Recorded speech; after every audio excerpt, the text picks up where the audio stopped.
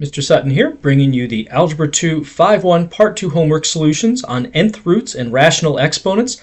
In this one specifically, we're going to be solving equations using nth roots. For this problem, we're trying to solve x to the fifth equals negative 48 to 2 decimal places if needed. So since we've already got the x to the fifth isolated by itself, we just need to take the fifth root of both sides. And since it's an odd root, we don't need the plus or minus. So we just need the fifth root of negative 48. And just thinking here, there's no number I can think of that I could raise to the fifth power that would give me exactly negative 48.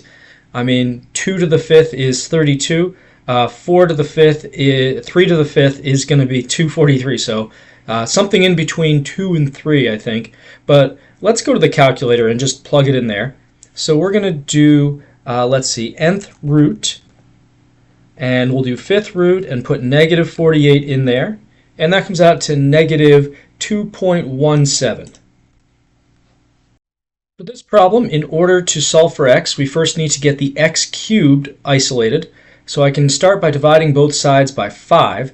And we've got, let's see, 1080 divided by 5 is coming out to 216.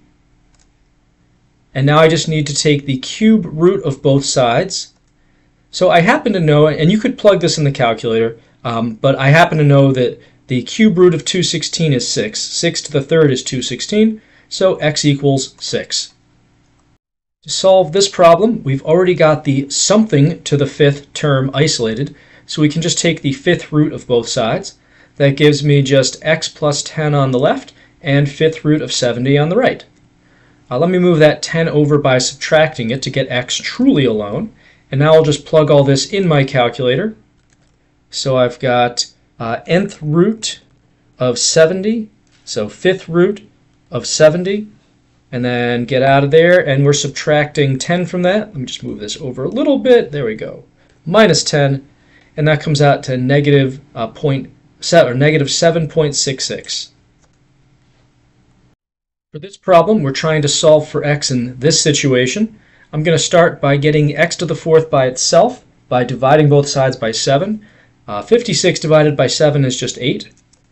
And now to get the x by itself, I need to take the fourth root of both sides. Since I'm taking an even root of an equation, I have to use a plus or minus when I do that.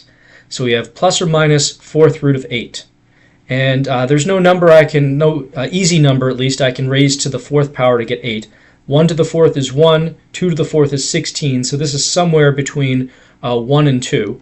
Let me go to Desmos, and let me just do nth root, and then let me put a 4 up here, and then we'll just put 8 there, and that comes out to about 1.68.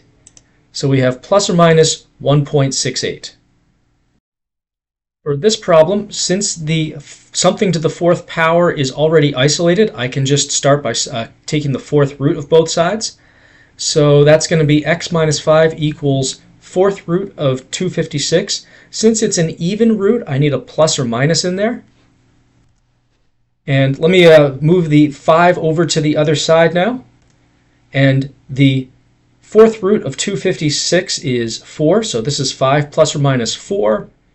We can actually simplify this. 5 minus 4 is 1, and 5 plus 4 is 9. So those are our two answers for this.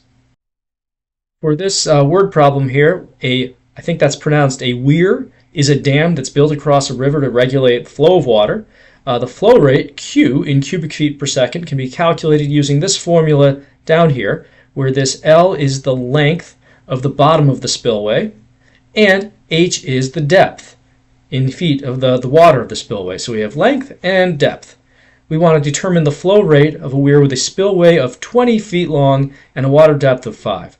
So this is pretty straightforward. They've given you a formula. You just have to plug in the length of the weir, or the spillway anyway, and also the depth. So we've just got 3.367 times 20 times a depth of 5. And that 5 is being raised to the 3/2 power. So this ultimately comes down to plugging it in the calculator. So here is our calculator to the rescue. We've got 3.367 times 20 times 5, and that 5 again being raised to the 3/2, And in Desmos we trust. That comes out to 752.88 if you want to round it off. And that is going to be in cubic feet per second.